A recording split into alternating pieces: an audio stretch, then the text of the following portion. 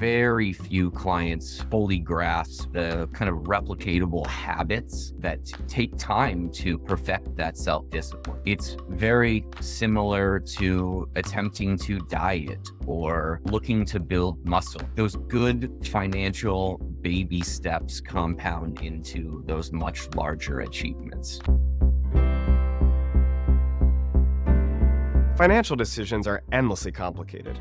There's a whole academic literature that tries to study them and improve them.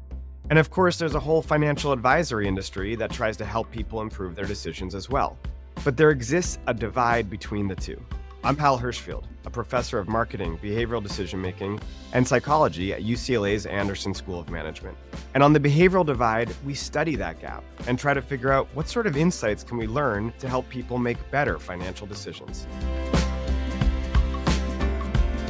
On the surface, the idea of self-regulation is quite simple. We know that if we want to achieve our goals in life, it's typically going to require some level of discipline. And yet, it's likely that we all can recall a time that we set out to make improvements in our lives, but failed to stick with them. Perhaps it was a New Year's resolution to go to the gym 3 times a week or to go to sleep earlier each night. But regardless of the goal, the truth is that maintaining discipline just isn't always easy. On this episode, we explore ways that we might overcome the temptations that so often get in the way of achieving our financial goals. We ask the question, how can we increase self-regulation with our money? To get some answers, we look to the academic literature, as well as speak with a financial planner. First up, I talk with Professor Johanna Pietz, an expert on self-regulation strategies for improving spending and saving habits. Today, we are very excited to have Johanna Pietz, a professor of psychology at Carleton University. Johanna, thank you so much for being here with me today. I appreciate it. Thanks for inviting me. So you've done some really fascinating work on what you and your collaborators have called financial self-regulation strategies, in part to resist financial temptations. I'm curious if you can just, walk me through what you mean when you say self-regulation strategies. Sure. So people have financial goals, right? They want to save money or spend less. And part of the way they achieve these goals is to introduce some changes in their life that makes them makes it less likely that they will spend, for example. So I'm gonna give you some concrete examples here. So someone who wants to save money for a vacation, for example, and knows they tend to overspend or they give in to temptations to buy really expensive clothes all the time. They might employ spending strategies such as avoid going to the websites that sell the clothes they want, or they might delete all their credit card information from their online logins so that they just can't buy it in the moment. So these concrete strategies that change the architecture of the situation that makes it easier to resist temptation, basically.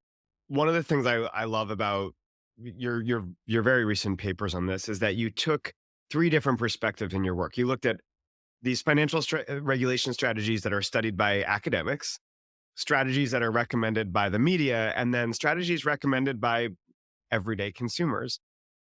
I'm curious where you saw overlap, and also, the flip side. Where did you see some mismatches there and some gaps? So we definitely saw a lot of overlap. So more than half of the strategies that media recommended and that participants themselves described using in everyday life were the same kind of strategies that we saw in academic papers studied in labs.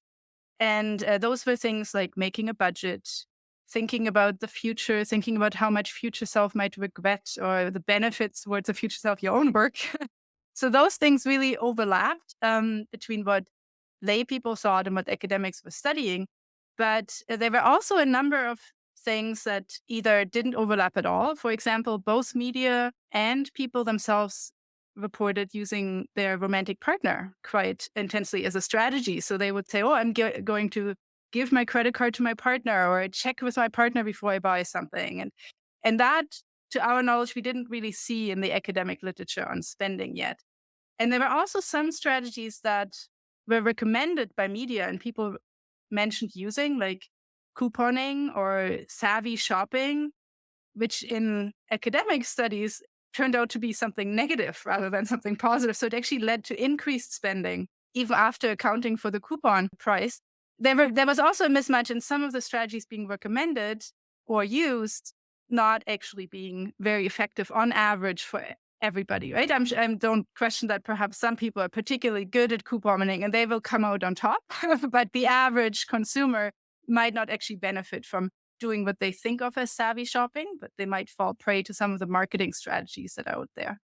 It's so interesting to see where those overlaps are. I think it's fascinating to think about, what insights just sort of regular consumers have and have used and seem to work that academics are completely blind to. I love the idea of bringing in that sort of accountability partner in the form of of your partner. That's fantastic. Well, and the partner has a stake in it too, right? So they're probably a very effective coach and collaborator in financial self-regulation.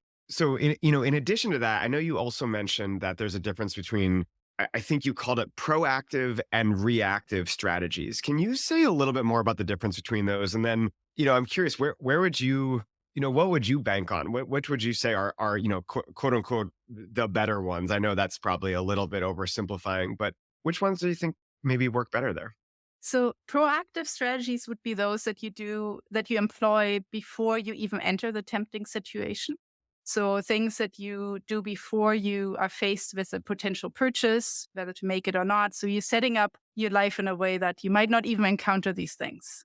As I said, like you might avoid a store that you think has a tempting sale at the moment or so. And the reactive strategies occur in the moment. So they are strategies you employ as you're faced with a temptation. And there you might employ cognitive strategies. So you think about the purchase in a different way, or you think about future regret or other things, but they're happening in the moment as you're faced. So you're reacting to the temptation in a certain way. And what I think and what our preliminary data so far shows is that the proactive strategies have an edge over the reactive strategies just because you employ them in a mindset where you're still in a cold rather than hot mindset, right? So you're perhaps a lot better at thinking about reasons why not to buy something when you're not faced with the temptation right there. So far we found that if you ask people to list proactive or list reactive strategies, they and train them to use them over the course of a month, they were spending I think $200 less on average during that month comparatively. That obviously can really add up. And I mean, it makes sense. Like you said, you're making those strategies in more of a cold state. It's then a little bit easier to make sure that you don't find yourself in the tempting situations where you then have to, all of a sudden do the extra work to put in the cognitive reappraisal and whatever it may be there. I would imagine, could it be the case that some combination of the two, right? I mean, I asked the question as if they can only do one or the other, but I'm guessing, or have you found that some combination of the two is even far superior, or is that not something you've looked at yet? Oh, I totally think you're right. I haven't looked at it, but I totally think you're right. And in part, I think that because what trumps it all about what's the best strategy is whether or not it fits the person, right? Whether or not the person employing these strategies actually is suited to this type of strategy. So someone who doesn't plan ahead at all and doesn't even know where they're going and what purchases might be tempting and such, for them, proactive strategies wouldn't work, right? They might be much better off with reactive strategies. So I guess what I really found in my own research so far is that there is no one single strategy that you can recommend that will work for everybody. It'll really depend on the person and it'll depend on the temptations, what will work best. So it has to fit with the person. That of course rings true. I mean, this is, something we would know from many other marketing insights, right? Is that the fit has to be there. Now, along those lines, I'm wondering whether there may be a difference between self-generated strategies, so strategies that I employ myself versus ones that may almost be externally placed. I don't want to say forced upon me, but given to me by an external third party, whether that's an advisor or a spouse or a friend or whatever it may be. Have you looked at all about the differences there, or is that something that may be on the horizon to look at? Yeah, we did look at that. We looked at whether or not instructing people to use 6 of the strategies we thought were the best possible strategies based on our research, like the biggest effect sizes in the research and so on. So we told some people to use those strategies for a month. And other people we told to just write down 6 of the strategies they're already using and just use them more. And we found that those people who use their own strategies, so who self-generated strategies and use those more, really outperformed the ones that we told strategies to. So even though those were the strategies we really believed were the best possible ones, they didn't do as well as the ones that participants themselves generated, which I think is because of the fit, right? Like people just know themselves, they know what'll work for them. And I also think it has something to do with just feeling more autonomously motivated, like feeling more like this is my own, like I have a stake in this. I'm deciding my own life here as opposed to just following orders, following the instructions of the experimenter.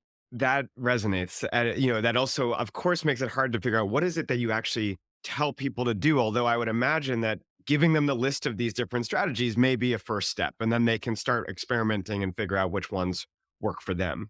Yes, I do think sometimes people don't even realize all the strategies they're using. So some of them might not be conscious. They might not be using consciously. So if you ask them to write down, or even we haven't tried the study, but I can imagine if you ask people to give advice to others, they would probably come up with a whole bunch of great strategies that if they themselves use those, they would work for them as well. If you're not calling this to mind consciously, you might forget about it or you might not use it as much as you possibly could. So you can do something, I think, to increase people's strategy use while still keeping that self-generated aspect of it intact. One of the things that I love about your work and your paper is that you've looked at how these different financial self-regulation strategies apply to spending decisions, which of course we've talked a lot about, as well as saving decisions. Do they also apply to other sorts of financial situations? Like I could imagine the role that they might play in investment decisions, whether I'm deciding whether to jump into something that maybe I need to think about a little more deeply or jump out of something when I actually should think again a little bit more deeply. Could those strategies apply there as well? Yes, I absolutely think they could. So that's a very interesting application, I think. This also goes back to this hot cold distinction, right? That sometimes we make decisions that are perhaps not optimal because we're in the moment and we're not thinking far enough ahead. So if you have this goal ahead of time, if you're telling yourself, I should not make risky investment decisions on the spur of the moment, on the basis of where the market is at right today or recent changes, but instead I want to take a long-term view of my investments, then strategies, you could absolutely employ strategies such as telling yourself, okay, I'm going to wait a certain number of days. I'm going to check with other people before I make those decisions. Like you could think of a number of strategies that might apply there that would help you make the decisions that you think are optimal while in a cold state of mind, while not just immediately active, and then employ them while being biased perhaps by all those changes that you're confronted with and where you're feeling urgency and more risk-taking attitudes that you wouldn't have felt otherwise. I love, what you're talking about there also circles back to the proactive strategies, right? These Yeah. are all about sort of setting things up in advance. Okay, well, one more question, if it's okay. If a consumer came to you, somebody calls you up or emails you or even drops by your office, which I guess would be a little strange, and they're looking for advice about how to exhibit better financial self-control or better financial self-regulation, what would you tell them? First of all, I would tell them to really have self-compassion. Some people, it really depends on how much available money you have, right? Like if there's no money to save, then you can't save money, right? It really would depend on people's financial situations. Sometimes there is just nothing to save. So I would say like, okay, so if there is disposable income, you could potentially be saving. You feel you're falling short of your goals. I would tell them to sit down and really think about all the ways that they try to act in a way that promotes their goals and reduces temptation, and really keep those things in mind and do more of that.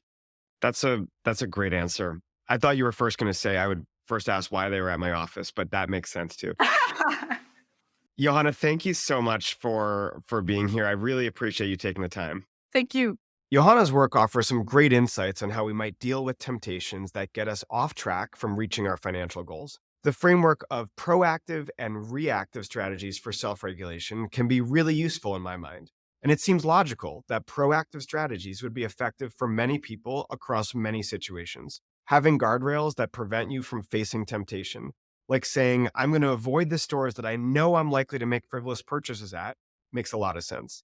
But it's of course important to recognize that we're not all the same and other approaches may be better suited to other people. In my second interview, I speak with Max Kajanian, a wealth advisor and financial planner, to hear what strategies he uses with clients and how those compare with what's been studied in the literature.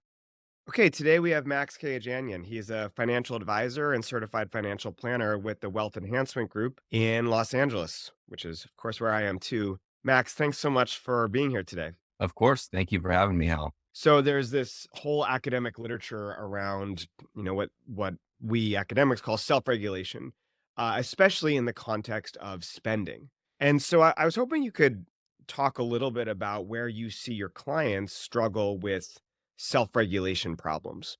Yeah, so I think self-regulation in the context of a client's kind of overall financial life can really be one of the largest challenges when attempting to build somewhat of a strong foundation for good habits. I mean, clients will come to me with really a fundamental understanding of what their overarching goals need to be, but very few clients fully grasp the kind of replicatable habits that take time to perfect that self discipline. I mean, it's very similar to attempting to diet or looking to build muscle. I mean, those are easily the end goals, but being able to build out those daily habits are what are going to allow you to achieve those end goals. So, I mean, those good financial baby steps compound into those much larger achievements. If you can, tell me a little bit about where this sort of specifics on self-regulation come in. So, what are some of the specific problems that you're seeing there? Yeah, no, I would say that the simplicity of being able to tell a client to just save 30% of their gross income doesn't just happen. And the behavioral issues happen kind of on both sides of the barbell. So you have young people who are fairly high earners, particularly here in California, and they have a really hard time separating fixed costs from their variable costs, and they really have an even harder time trying to quantify what those variable costs are. A lot of that has to do with the fact that their lives are a constantly moving target. I mean, as they continue to grow their income, they start to see a lot of lifestyle creep. As they move into looking to buy their first home or have their first child, all of those things really throw off kind of what their expected variable costs are. So that ends up being probably the largest challenge for younger savers is they just don't even have the blueprint to understand what their goals are and what the spending actually needs to look like. And I would say it's fairly similar even on the other side of the barbell, meaning those who are getting into retirement. They've had a paycheck their entire lives, and they haven't really had to think about what withdrawal mode is going to look like, how much they actually need to be spending from their various tax deferred and after tax and taxable pots of money. And that creates some, financial uncertainty on their end as well. So, I love your concept of sort of both sides of the barbell here. And it seems like if there's a common theme, and I feel like you're sort of bringing one out, it's the sort of difference between expectations of spending and the reality of spending. Am I getting that right? That is absolutely correct. I mean, it's fairly simple to assume you are building out some sort of average spending rate on a daily, monthly, or yearly basis, but very rarely does that simplicity kind of come to fruition. You have all of these unexpected expenses. Life becomes more expensive in many cases. So being able to quantify and then have the self-regulation or self-discipline to stay within the parameters of what your goal spending looks like tends to be hard for savers on all sides of the spectrum.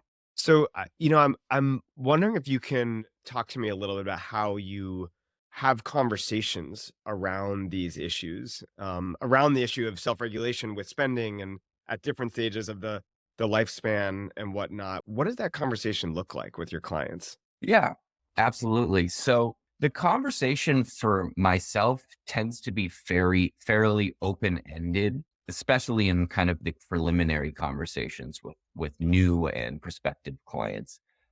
No two clients are ever going to be the same, and my job is certainly not to lecture anybody on the tenets of financial planning. So the education process really kind of revolves around where their insecurities are, and their financial insecurities are very much kind of exposed by these sorts of open-ended conversations. Most importantly, you want to know what their family life looks like, what their work life looks like, and really anything else that drives them, because not all goals are the same, and the conversations have to be kind of characterized by what is important to that particular client. It's not always just, I want to have X amount of dollars so I can spend Y in retirement. It could be, I want to retire much earlier than, the average American because I have extraordinary interests in building cars or playing music or doing art or whatever it might be. And my goal is to define what the uncertainties are, what drives this particular client, and then kind of retroactively build a plan around those particular goals. I feel like appreciating the idiosyncrasies here has to matter. And it sounds like a very smart strategy and one that the academic literature would probably support as well. I'm wondering if you could tell me a little bit more about what strategies have you suggested that have helped your clients? In other words, what seems to work? And on the flip side, what hasn't worked? Uh, I would say it's very much a trial and error, because every client's ability to kind of grasp the behavioral discipline is going to be different. So some people take longer to do so. Some people they perfect it immediately. And a lot of that just comes down to really the simplest core pieces of financial planning. So the first thing that I always suggest when I'm working with clients is to define what your expenses actually look like. You need to spend 3 to 6 months using one single credit card or one single bank account or one single debit card so that you have an idea of what those expenses actually look like. And a few weeks or a month or 2 months very rarely allows those expenses to average out with all of the unexpected costs that happen over, a quarter or half of a year. So being able to use kind of one single pot of money and then look at that average over time, that begins to build out at least the foundation of what your expenses should actually look like. So it does take time. I think being able to visualize what those expenses look like over a period of time using, again, that single piece of financing tends to help people understand really what that's supposed to look like. Max, I think that's great advice. And I love the idea of actually taking a data-driven approach almost to this. And the single credit card is or the single debit card, whatever it may be, is so smart because then you're not having to sort of piece together the puzzle there on your own. Exactly. And then, I mean, after that, it ends up being kind of automation. The goal for clients, once they have the budgeting foundation or building blocks, is to then be able to automate so that they don't necessarily get in their own way when it comes to the actual saving portion of the planning. So, I mean, planning theory and behavioral finance usually suggests kind of the process of generating income, paying those expenses that you have, and then saving what's left. And I'm actually a fan of doing that in the reverse. I will generally suggest that a client has the savings kind of moved into an account that's out of their reach.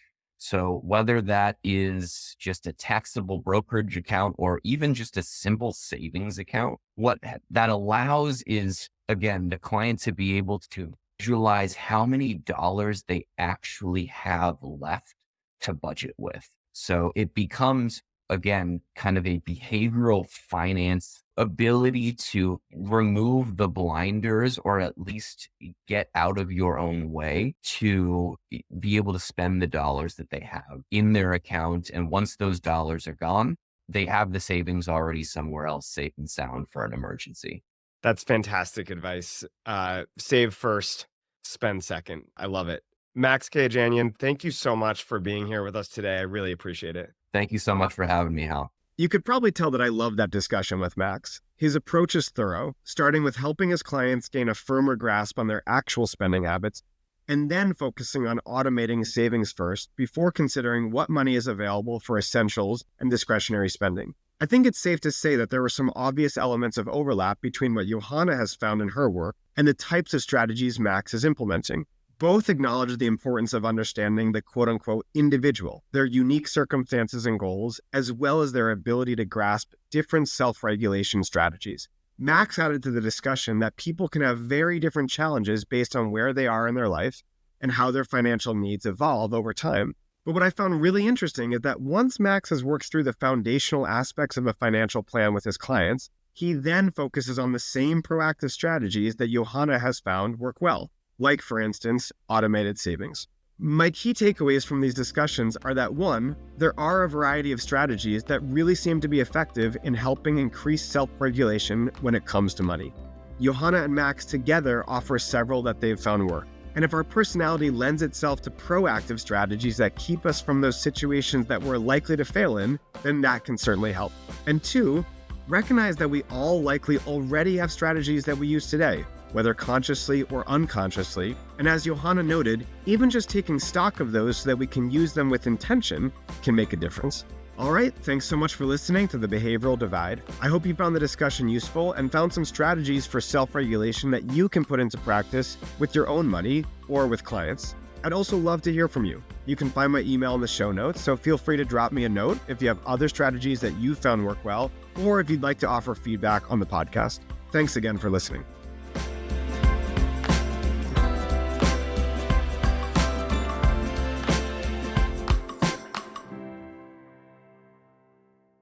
You've been listening to The Behavioral Divide, brought to you by Avantis Investors.